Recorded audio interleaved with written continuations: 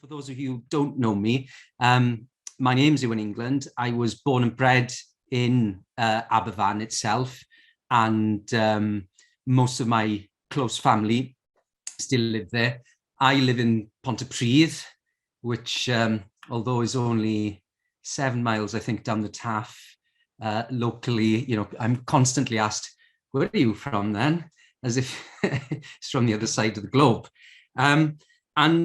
The reason I'm here speaking to you tonight is because 5 years ago, I managed to make a documentary film called Abavan, the Fight for Justice, which was broadcast on BBC One across the UK in 2016, and a back-to-back Welsh language production, which was also broadcast on S4C around the same time. So a documentary film with a lot of drama documentary in it, and presented by Hugh Edwards. And you're all very, very lucky. If I don't bore you too much, once this is finished, you can actually switch BBC Two on tonight if you're willing to stay up very late and watch Abavan, the Fight for Justice, which is being repeated tonight on the night before the 55th anniversary, and Abavan Ymchwiliad is being broadcast tomorrow night on S4C, and of course in both instances available on iPlayer for catch-up with subtitles, or the Welsh version will be available on Ysbrydreclic as well. So the title of tonight's talk, as chosen by the Society, was Remembering Abavan.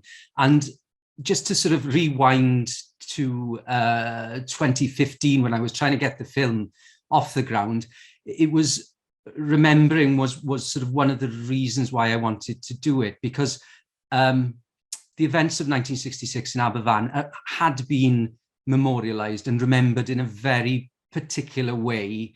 The media had focused on very particular aspects of the events, and as somebody from the village, and as somebody, you know, with as most families are in Aberfan, you know, directly impacted by the events of 1966, I felt that the whole story hadn't been told, that there were overlooked aspects of the history that had been maybe touched on, but because of their complexity, hadn't really had that much treatment. Meanwhile, the sort of the grieving and the suffering of individual members of the community, and the trauma of those who'd lost children or family members had been front and center.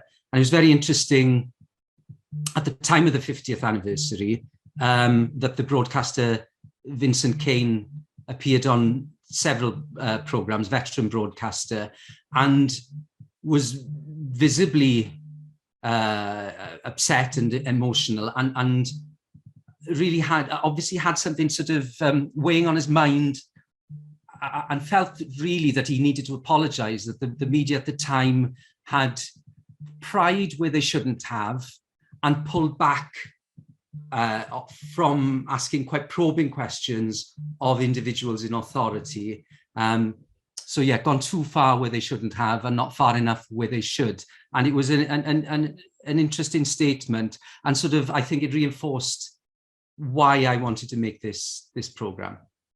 So what I'm going to do is just talk through the process a little bit of how I sort of did the research, because I basically drew the all the different strands of the research together myself, and wrote the film script, and then directed and produced the whole thing, and learned a lot of things along the route, although I did have a little bit of a roadmap in a book called Abavan Government and Disaster, which is written by Professor Ian McLean from Oxford, and his research assistant at the time, Martin Johns, who is now Professor Martin Johns, Swansea University, and is a well-known figure in Welsh broadcasting. So their book was released something like just over 30 years after the disaster, because they took advantage of the 30-year rule and actually were some of the first to research some of the government papers from the time, and came across some startling revelations. So that was my roadmap. So I'm just going to share my screen with you all. And let me choose the right thing. So the core of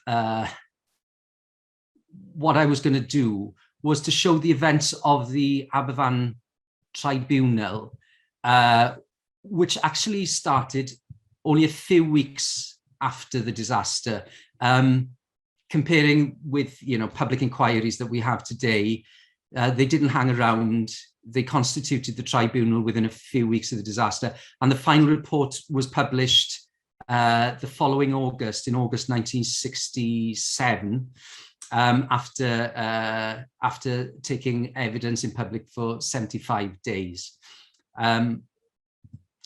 So what I had access to were transcripts of the 75 days of the inquiry. So I've got, actually, what's on screen is a copy of one of those transcripts.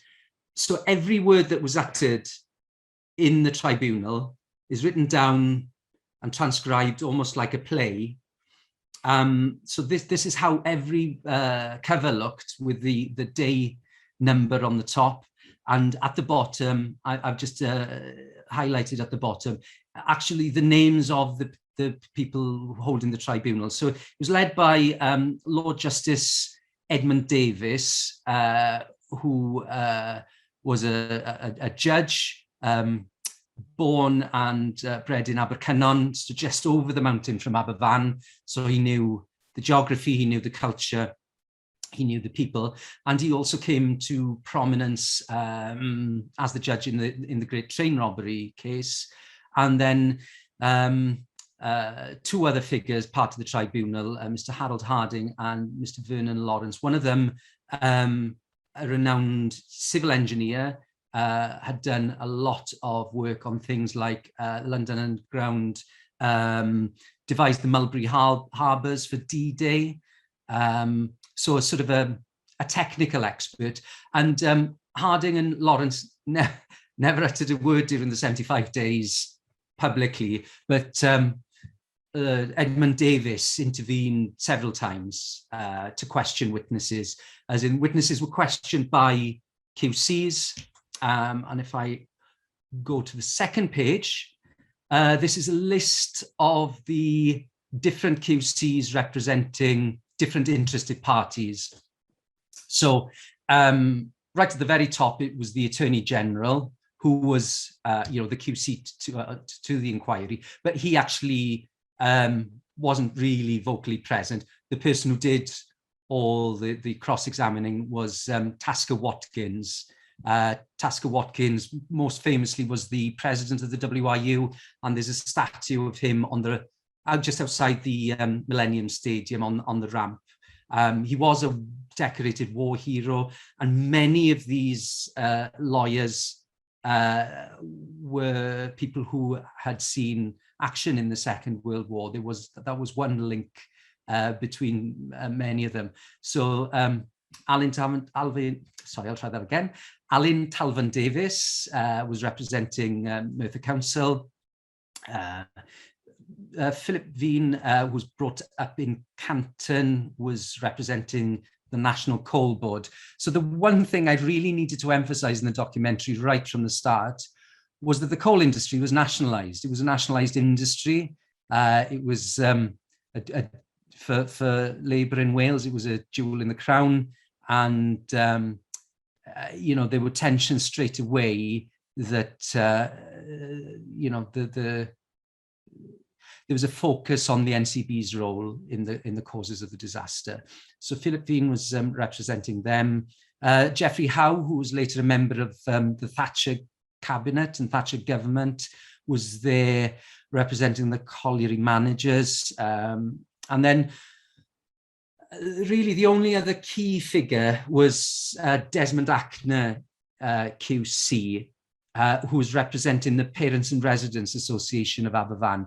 And he was an absolute key figure in this, alongside Tasker Watkins, in trying to get to the bottom of things, in trying to cut through a lot of nonsense, really, and get to the truth.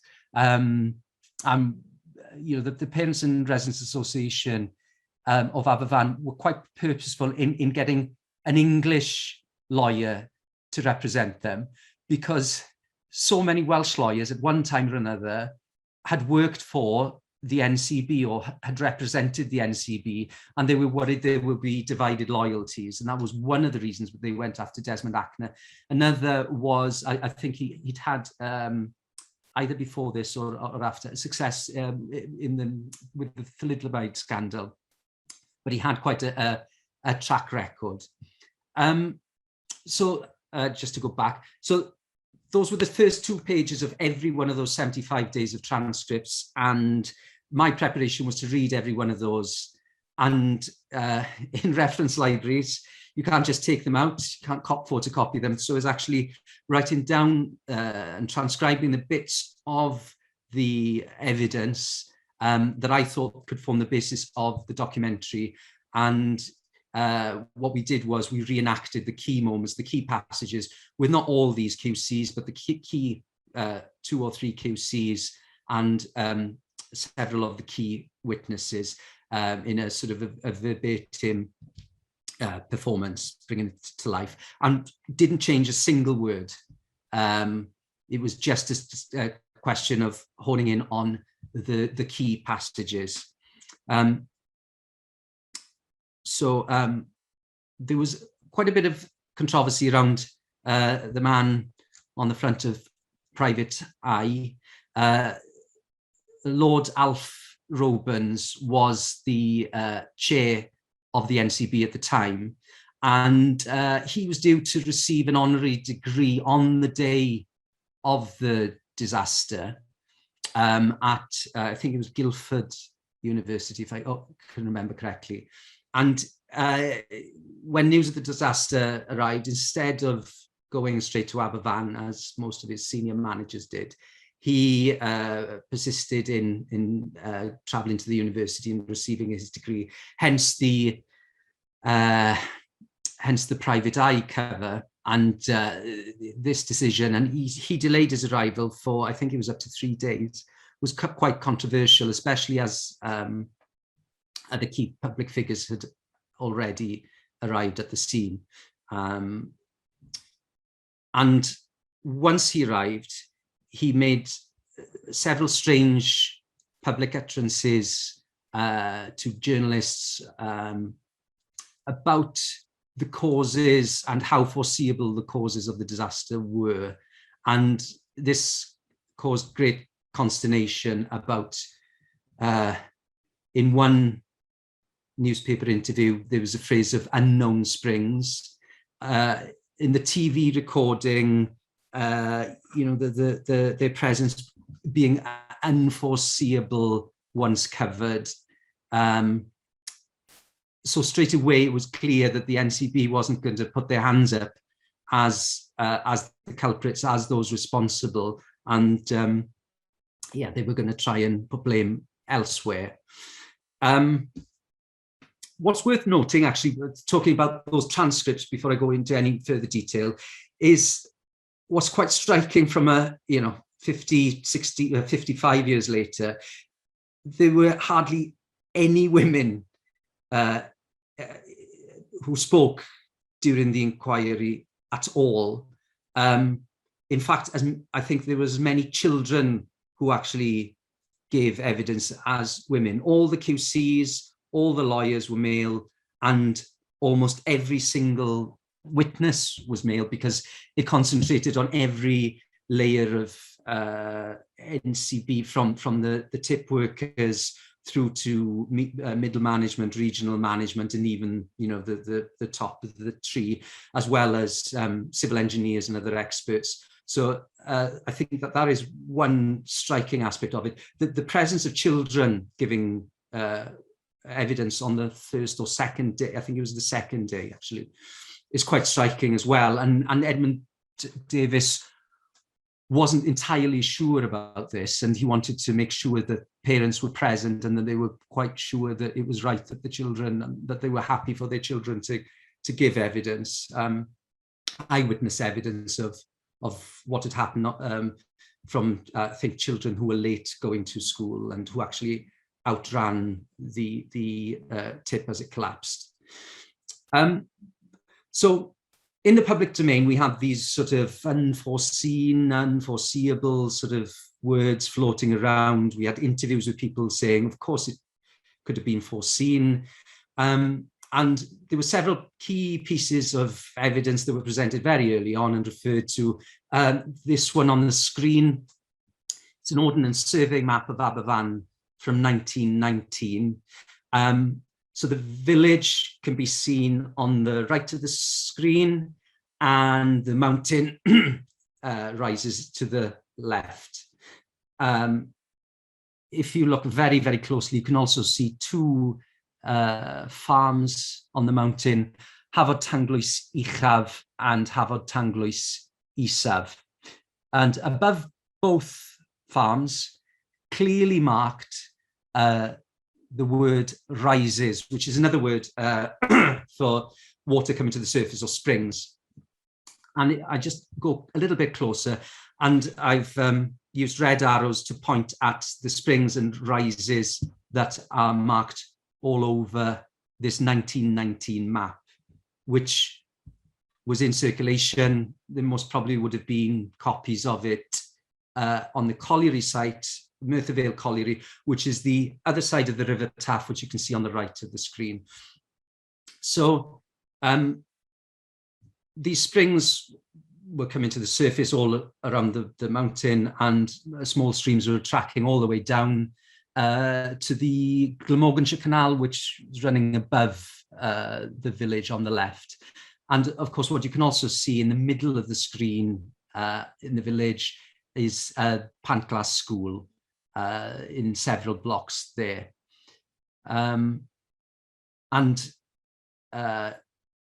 So the tip complex rose up the side of the mountain over these areas over a long period of time in a series. I think it was just 7 tips, but all interlocking and spreading out, with the village below and the Glamorganshire Canal between the village and the mountain and the tip complex. So that was one key piece of physical evidence that the inquiry looked at very early on, and many local people referred to. This slide was part of the second sort of phase of evidence, historical evidence. This is a diagram of a tip slide from 1939. So Aberfan is often referred to as this sort of freak event, you know, one-off, something quite jarring. But in all honesty, there's a long history of tip slides in the South Wales valleys.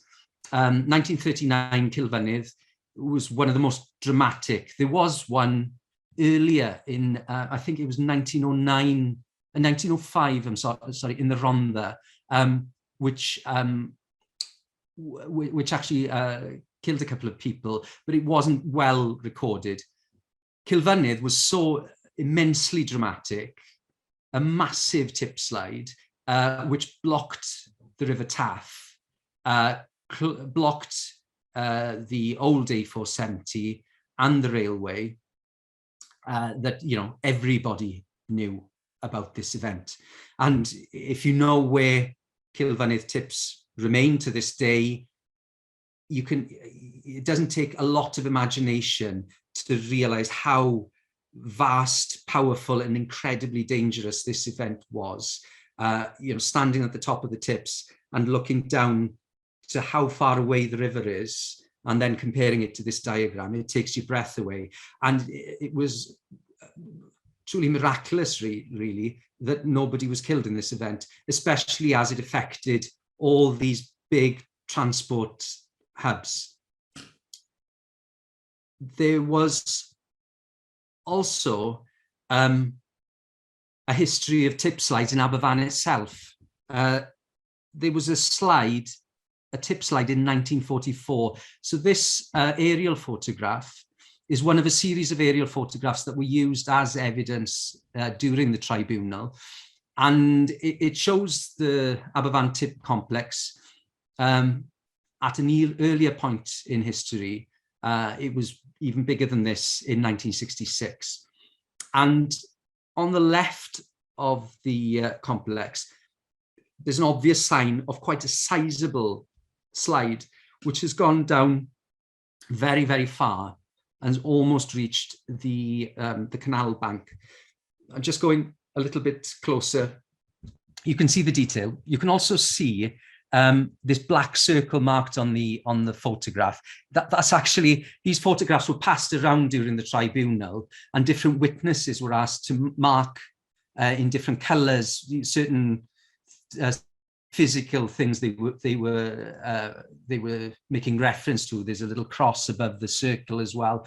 So these photographs are all kept at the Glamorgan Archive next to the Cardiff City Stadium, and that there are several sort of different examples of them, and they all come from the tribunal, and you can get a hold of them if you want to have a look. But obviously this, as several of the other pictures show, the big tip at the back has completely, the side has completely come away and has come down the side of the mountain. So a warning in Cilfynydd in 1939, a warning in Aberfan in 1944, and then closer to where I am now, before I move on, there's also this picture from across the valley, also showing where that tip has slidden, and also you can see there's actually water pouring out of where it's come away. So the presence of water, as a problem was visible a long time before 1966, 2 decades before. So this is the closer to where I am today. This is Tŷ Mawr Colliery, which is the other side of Graig Wen. In Hopkinstown, you can still see sort of a part of the colliery site. There's actually a housing estate called Tŷ Mawr there, which part of the colliery stood on. And in 1965, there was a tip slide there, quite a dramatic one again, and it really shook people, because had the slide happened in a slightly different way, the coal waste may have gone down the mine shaft, and that would have created, a terrible, terrible accident. As it happened, I don't think anybody was injured, but it shook members of the NCB, because one senior engineer remembered back in 1939 when the Cilfynydd tip slid dramatically and cost an enormous amount of money to restore things.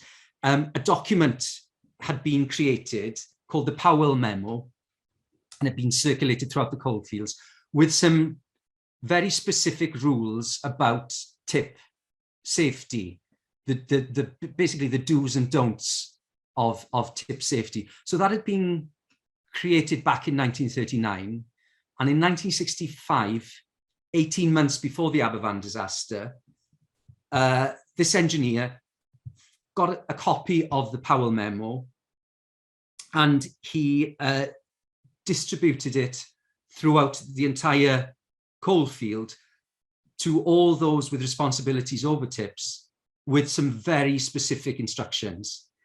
They were instructed to inspect all the tips that they had responsibility for and to make reference to the Powell Memo. They were also told to cooperate with their co-workers, because the responsibilities and expertise were a little bit diffused at the time. So make reference to the memo, work with your colleagues, inspect the tips on your patch, to see if they are safe. So to look at the Powell memo, there's just this one very, very clear section of very, very direct and simple instructions. I'll just take out two examples. Where a slide would cause damage to property, no tip over 20 feet high should be placed on a hillside unless the ground is a compact gravel or of better quality than this. So, just to put it simply, the ground in Aberfan, on the mountain in Aberfan, was not compact gravel or better quality than compact gravel. It was a hillside, it's a very steep hillside, and the tips there were well over 20 foot high. So straight away, the tip complex in Aberfan didn't conform to this very straightforward instruction. Further on, it says clearly, tipping should never be extended over springs of water, whether continuous or intermittent, or over bogged and waterlogged ground. Any reference to maps would show you that the tip complex in Aberfan was extended over springs of water. And actually that 1944 slip, where the entire side of one of the big tips had come away, was seen as an opportunity and opening up space where more waste could be dumped, rather than a very, very clear warning. And it's actually interesting, one of the bits of transcript that really sort of was a little bit jarring was by somebody I actually knew when I was a child. I think it was the local milkman or one of the local farmers. It was quite misty on the morning of the disaster, and he recognised the sound of the tip coming down because he'd heard the tip come down in 1944, and he knew just from the sound what had happened. So local people recognised the risks and the potential of risk from 1944, and yet the authorities saw it as an opportunity just to tip more waste on the mountainside. And that wasn't the only sort of case of local people recognising the risk when the QCs and lawyers were trying to break down this idea of an unforeseeable and an unforeseen disaster. There were two engineers who were tasked in the Abavan region with checking out the tip using the Powell memo. One was called David Lewis Roberts, and the other one was called Robert Exley. So Robert Exley, I think, was the university-educated civil engineer. I think David Lewis Roberts, if I remember correctly, had sort of come up through the ranks but was an engineer. And oddly enough, David Lewis Roberts had also seen the effects of the Cilfynydd slide with his own eyes. And he was examined quite relentlessly because he basically ignored all the instructions to inspect the tip in Aberfan in '65. He hadn't cooperated with his colleague Exley as he should have, and it came to light during cross-examination. Basically, the two men didn't get on, so they didn't communicate at all particularly well. There were tensions between them, and therefore that sort of was at the root of David Lewis Roberts basically not working with somebody who had a better understanding, better training, better tools of the trade to be able to do a proper assessment.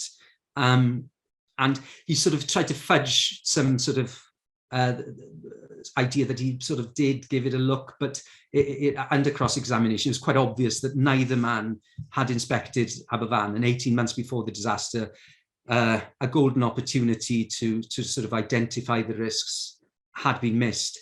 I think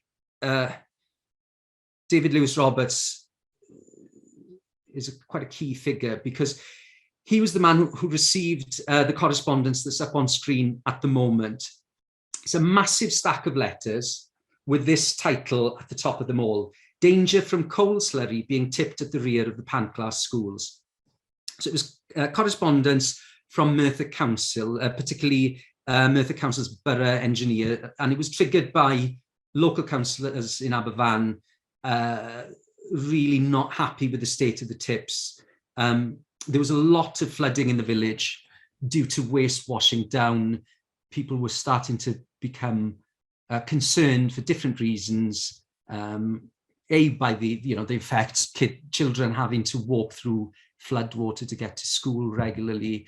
It was quite an unsatisfactory state of affairs. They were primarily, so not to over-egg the pudding, they were primarily sort of concerned with the flooding, but the borough engineer in one letter did put it in very blunt terms to David Lewis Roberts.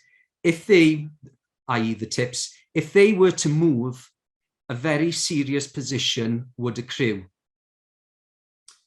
Now, David Lewis Roberts, I think, showed the nature of his character because he basically dismissed this correspondence completely. He dismissed the eyes and ears on the ground, and he didn't share any of this with his supervisors in quite a hierarchical sort of system of different layers and boroughs and divisions. He kept all this correspondence, I think, at his level.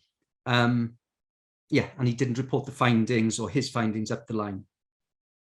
So as the tribunal went up the hierarchy of the NCB, the NCB's sort of defence crumbled. Their strategy seemed to be to push the responsibility as far down the chain of command as possible, hanging out the tip workers, really, who appeared in the very first days of the tribunal and who came under a lot of media scrutiny, because obviously the media are very good at covering tribunals in their opening days, and they tend to lose interest over time. That was one of the things that came very clear from my research. The coverage just starts to disappear in the press.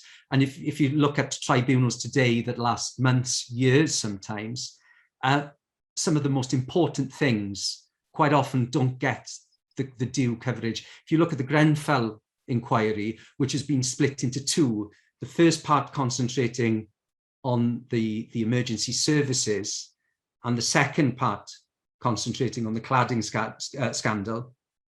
It was the first part that had the big press coverage. There has been some coverage of the second part, and the results are still to come. But I think, within the media, there's a lesson for us all. But covering something the last years costs time and money, and even in a shorter tribunal, 75 days, it was lacking in several quarters. Throughout the tribunal, Desmond Ackner, the QC representing the parents and residents of Abavan, had been quite vocal in the way he was attacking Lord Robens, the chair of the NCB.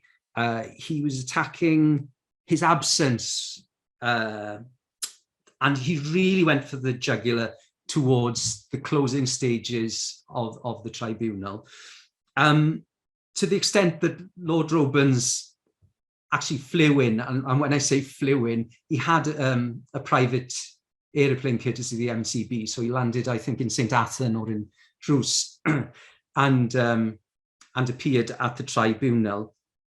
And his cross-examination is really peculiar because, to begin with, he seemed to be sort of trying to state that two contradictory positions were possible, that it wasn't foreseeable, but he realized standing on the mountain 3 days after the disaster that it was foreseeable. And Ackner sort of needled him, and he basically admitted that the disaster was foreseeable, completely foreseeable. So that the sort of this double talk sort of crumbled away with just a little bit of simple cross-examination. So the head of the NCB on the stand said, yes, the disaster was foreseeable. We could have foreseen it easily, not with some sophisticated tests, but just looking at, an OS map from 1919. So after this really extraordinary piece of evidence, Edmund Davis, the judge, pipes up, and you can tell his tone is quite cutting, annoyed, and he says, you know, had Robins appeared earlier, or had the NCB communicated what he communicated, because in the early stages, the QC said very clearly, you know, we're not admitting anything here, you know, at this point. So Edmund Davis said, you know, had you said what you've just said now, weeks, if not months of this inquiry would have been rendered unnecessary, because they had to go into immense forensic detail, into all manner of engineering things, into, you know, the paper trail here, there, and everywhere. You know, this simple statement had rendered all of that completely unnecessary. And what's interesting is the record shows that at the time, the NCB lawyers who were involved with compensation claims and who'd been sort of stonewalling throughout this entire time, they changed their position just after Robins had appeared at the tribunal, and they agreed to offer compensation to the affected people in Aberfan, but obviously only paying the legal minimum that they were obliged to pay, which wasn't a vast amount of money. It's only a few pounds. But obviously behind closed doors, this symbolises that there was a complete change. There was one plan in the NCB that had sort of just fallen apart, and the plan was not to accept responsibility and to push it away from the hierarchy as far as possible down the chain of command. So as I mentioned earlier, the tribunal report was published on the 3rd of August in 1967, so not long after the disaster itself. And it said very clearly that blame for the disaster rests entirely upon the National Coal Board. And it pointed towards there being a complete and total absence of any kind of tipping policy within the body, within the board. Despite having inherited the private coal mines prior to nationalisation, and inheriting documents like the Powell Memo that was created in 1939, they had no policy at all. Their sole focus on safety was below ground. Whatever happened to the waste after that was sort of not thought about in any real way. The report also criticised 9 of the NCB's employees. I'll just put this back up on screen. And had this to say really about the character of the men.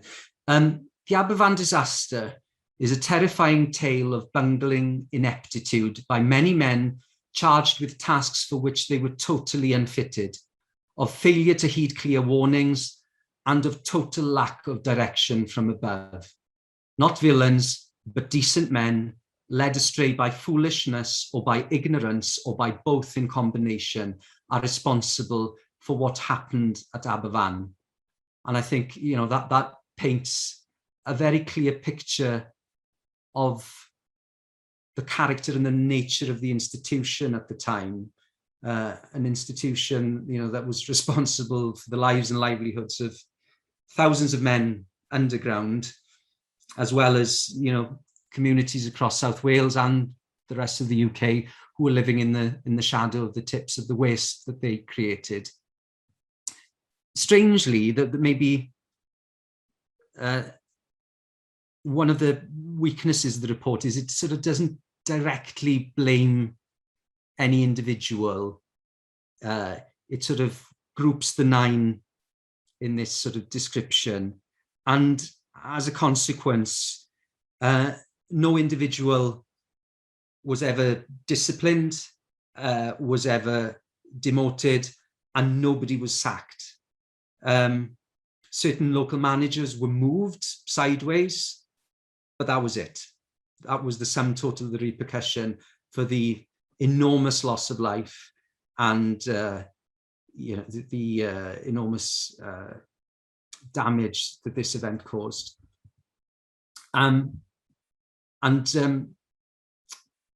The final piece of sort of transcript that we dramatised was from the closing statements of Desmond Acner during the tribunal. And he quoted George Bernard Shaw as he was summing up the words, "The worst sin towards our fellows is not to hate them, it is to be indifferent to them, for that is the essence of inhumanity." And, there are inquiries happening now. The Hillsborough inquiry was actually coming to its close as I was transcribing this. And this and the statement in the tribunal report, I think, is relevant to so many different circumstances today in the various disasters that we have dealt with or are dealing with, and also in a lot of public policy as well. So you can get hold of the report in the reference sections of several of from the Cynhyrchydd's libraries. It's worth working through because there's a sort of a clarity in the report, and the transcripts are available in some reference libraries, Merthyr being one and the National Library of Wales being another. But that's that's a big commitment. That's several months reading, I think, to work through those. But there's another sort of story after the report had published, another sort of troubling story in that Lord Robens had forced the government to give him foresight of the report because he was actually a Privy Councillor. So he sort of tried to use that status within government to get hold of a copy.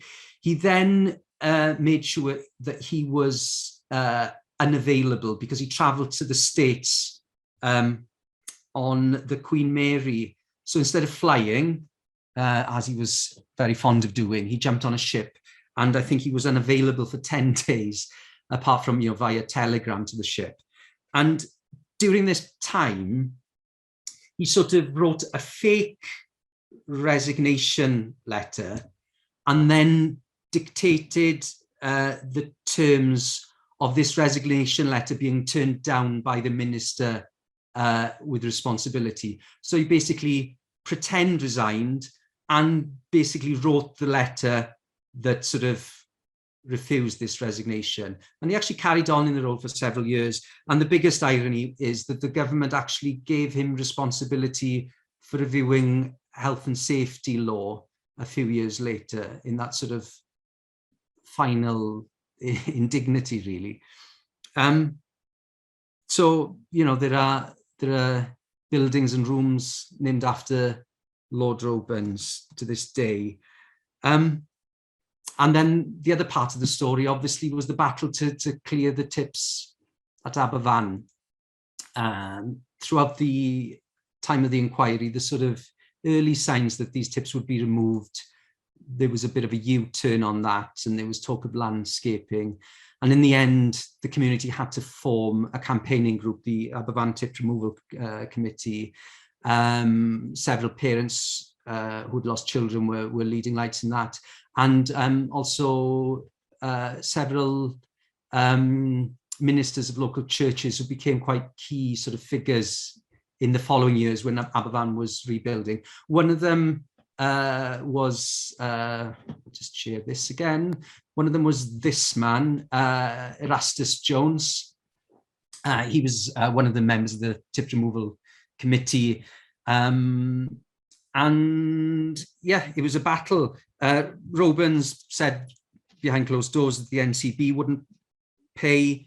The Welsh Secretary of the time, George Thomas, said it was impractical and too costly. Two of the tips, by the way, were actually on fire at the time. So, the risks were there for all to see. And in the end, the campaigners had to shame George Thomas. They had to break into the Welsh office, refuse to move, taking sacks of coal waste with them that they threw on the floor and on conference tables, and had a standoff with him for him to sort of have any kind of U-turn. But it was only a sort of partial U-turn because he had his eyes on the charitable fund that was set up after the disaster, and sort of came up with this turn of phrase that there would need to be a local contribution. Well, there were no millionaires in Aberfan who had spare cash. He knew exactly what he was talking about when he was talking about a local contribution. And I think originally they wanted £250,000 from the charity, which was, you know, given in good faith by people from around the world to help the people of Aberfan rebuild, not to clear coal waste. Eventually, they were haggled down to £150,000, which was a vast sum of money. And meanwhile, at the same time, vast areas of South Wales were being reclaimed, post-industrial areas were being reclaimed with no contributions from those communities, and those communities hadn't suffered what Aberfan had suffered. And as it happens, this request was unlawful, but the trustees were basically strong-armed, and they crumbled because they could, you know, they knew they had to go. The local children were traumatized. They couldn't actually look at the mountain, you know, such was their trauma, so the tips had to go. And the work started in 1969, 3 years after the disaster. And it took many years, and the streets of Aberfan were filthy for years after. You know, the part of Martin John's and Ian McLean's research, which we couldn't really touch on in the documentary, there wasn't enough time, was with the role of the Charity Commission. Because the Charity Commission should have put the brakes on there. They should have defended the Abavan trustees and the people of Aberfan and said this is unlawful. And if you rewind, the same Charity Commission had been quite obstructive when the trustees wanted to give cash donations to parents who had lost children. They didn't want this to happen at all, and they changed their stance slightly and said that there had to be some kind of assessment of how close the parent was to the lost child before any money could be handed over. So the Charity Commission of the time was beyond negligent. They were inhumane, and the chapter in McLean and John's book is quite shocking in that case. But there were many positives once the work of rebuilding and transformation started. So figures like Erastus Jones, who's on screen, another minister called Derek Nuttall, who sadly passed away not that long ago, and who set up the bereavement charity Cruise, stemming from his experiences in Aberfan, and several others, and obviously many of the parents and people of Aberfan. They came together. There were several groups in the aftermath of the disaster to represent different interests within the community, and they were all drawn together in a sort of single body, so that there weren't divisions between parents who had lost children and parents who hadn't lost children, between different generations, and between Merthyr Vale and Aberfan, the two villages, both sides of the Taff, that, you know, had lost as much as each other, and really that one place just divided by the Taff. And what's interesting about this picture is behind Erastus Jones are two of the lasting legacies of the charity. It's the Garden of Remembrance, and that yellow building, the community centre. The community centre is another sort of a story that leaves a slightly bitter taste. If you think of, you know, a fight for justice, it was built by the community, for the community, and was run by the community. But obviously, a vast sum of money had been taken out of that charitable fund.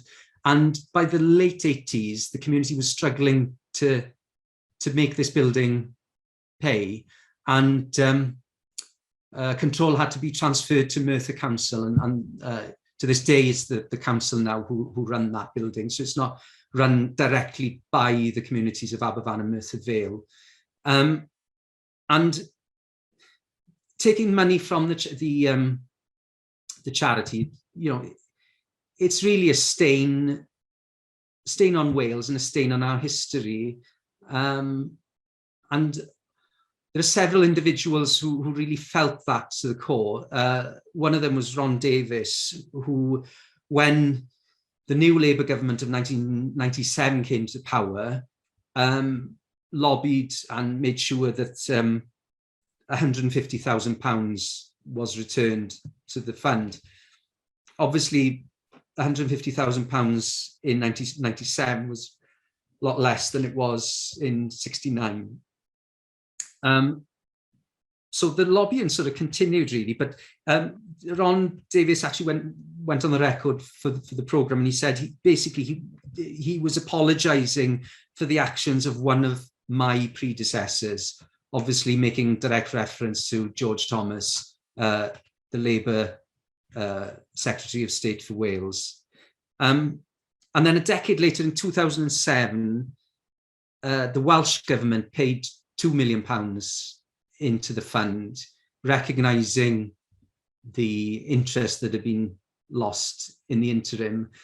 And it has meant that the Garden of Remembrance has been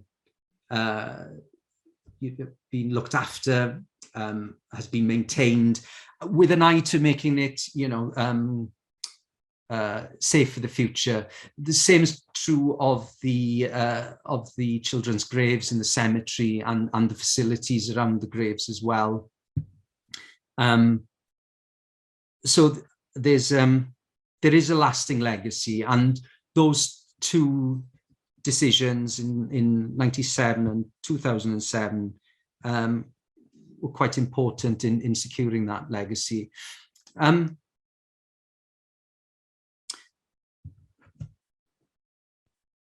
So the programme broadcast in October 2016, and obviously it being the 50th anniversary, there was a lot of talk, a lot of focus, and public figures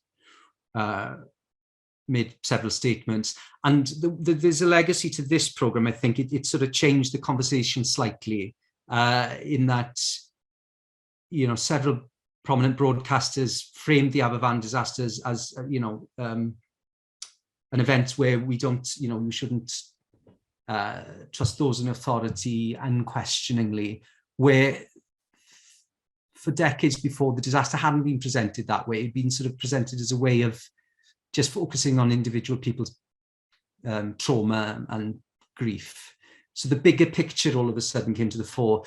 And as we're sort of thinking about how we remember Abavan this year and in this talk, you know, this is one of the statements that you know, a prominent figure made 5 years ago. So it's Alan Keynes, the then Secretary of State for Wales, writing in the Times, saying, "We have a responsibility to create the right conditions in communities such as Abavan through supporting local businesses, pushing inward investment and encouraging local enterprise. We need to ensure that children from the post-industrial communities have the choice of high quality education and the prospect of a good job with a thriving local employer, or the opportunity to become entrepreneurs. Our duty to the people living there, Abavan, now is to ensure that consciousness of a dark past is matched by the brighter future we owe them." So, yeah, there's nice words. So, you know, I go to Abavan maybe on a weekly basis. In 1989, I thought I'd gone deaf because the Merthyr Vale colliery shut down. It was a big surprise to people locally because they thought that the events of 1966 meant that maybe their colliery wouldn't be in the firing line when the majority of the South Wales coalfield was closed down. But that sort of knock happened regardless of the history. And the valley became eerily quiet. I didn't realise that my entire childhood was sort of, had a soundtrack of reversing lorries and winding gear and sirens and hooters. It all disappeared in 1989. And these wonderful words about thriving local employers, there was this vast space in the middle of the valley that was black. And in 2016, this is what it looked like. This big black space was now green. And it was a great place to put some thriving enterprise or local employers or what have you. But the decision was made to build houses. So now you can have a wonderful new build on this site where Merthyr Vale Colliery once stood.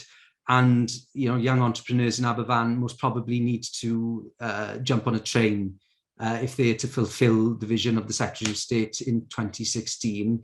And it was a long wait from 2019 to the first houses being built just a couple of years ago.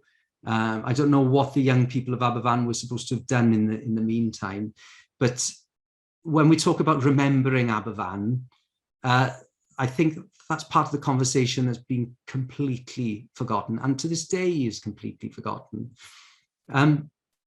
Another part of remembering is when Storm Dennis hit this area last year, I sort of was a little uncomfortable that Aberfan was this sort of reference point, because there were many things sliding down the side of the mountain, until I sort of realised that there's 60,000 tonnes of spoil had slid down the mountain in Tylerstown.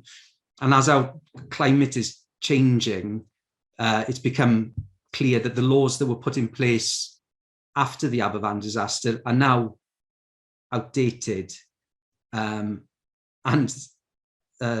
As this article that was published only a few weeks ago points out, we now have 327 high-risk coal tips that have been identified in Wales. And the Welsh Government have actually found 2,456 sites in all, but these 327 are the ones that are higher risk and need regularly inspecting. And they've identified that they most probably need to spend £60 million annually.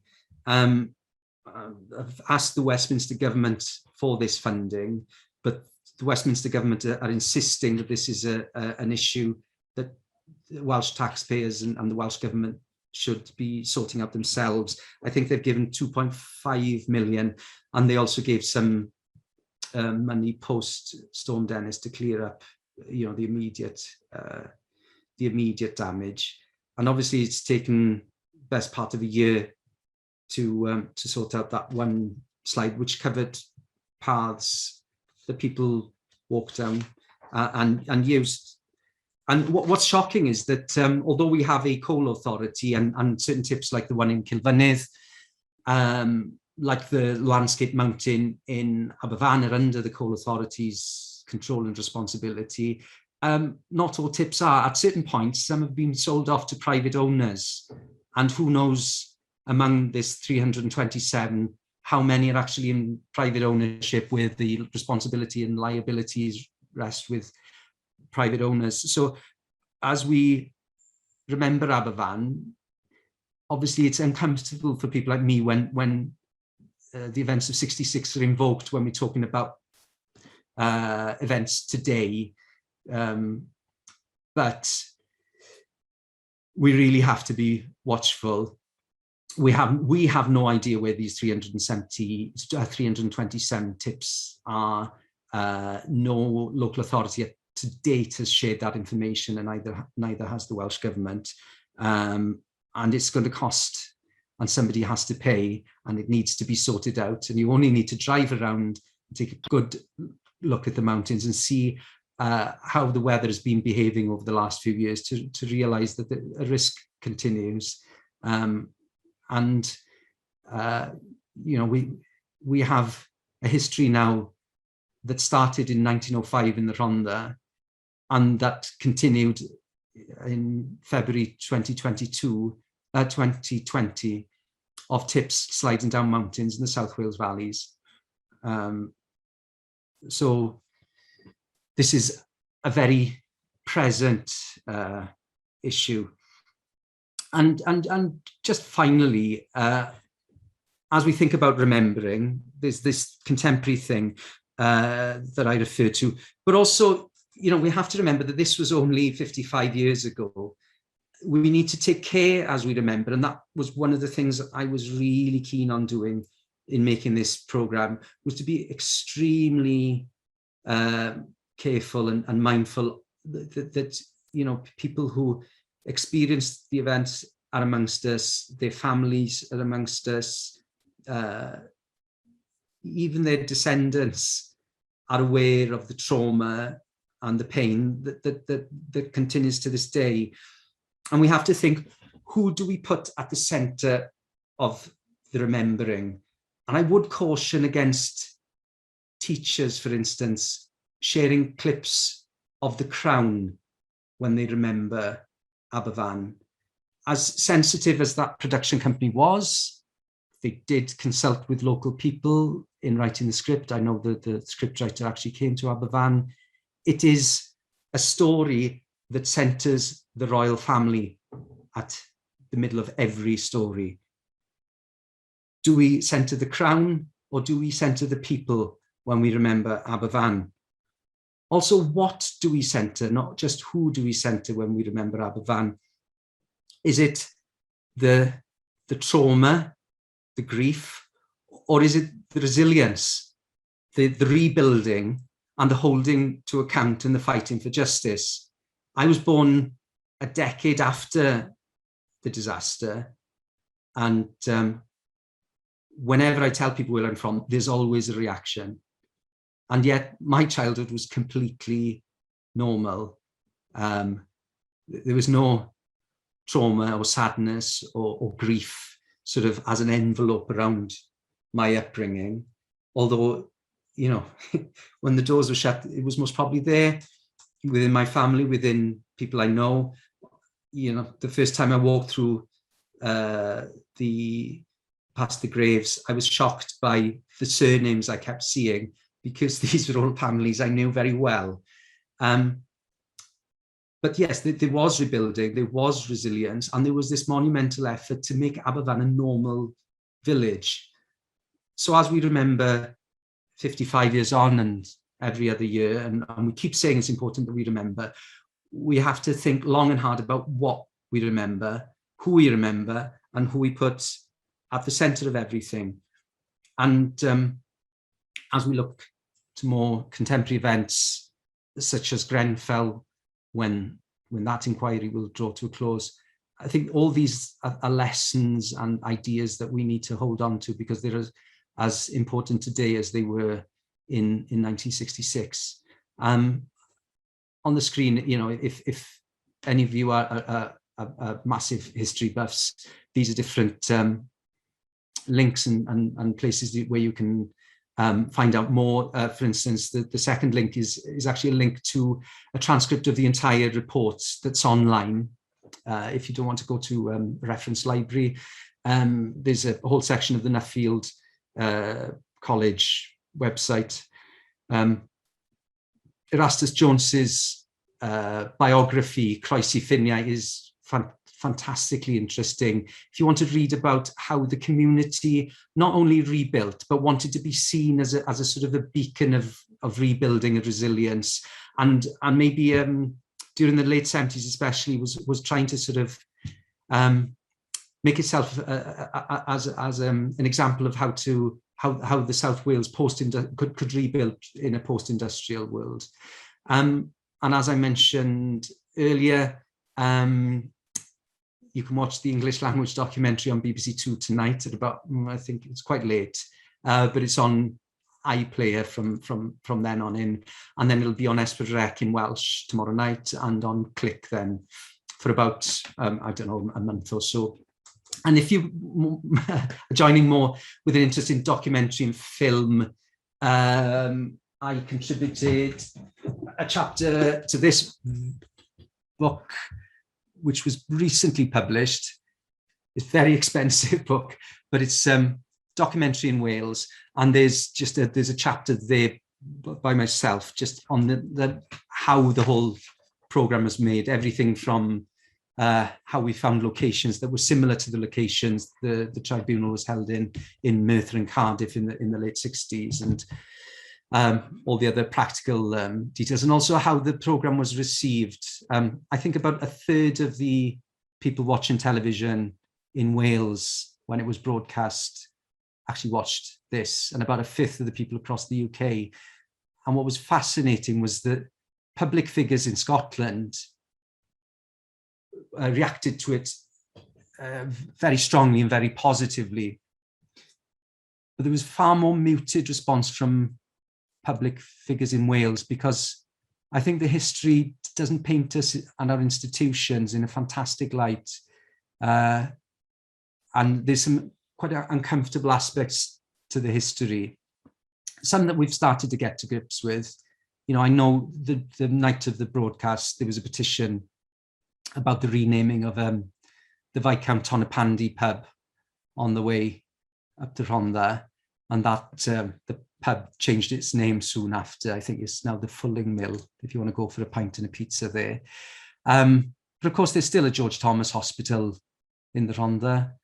I think there's still a Lord Alf Robins building, or in a university. So it remains an uncomfortable bit of history for some of us in Wales as well.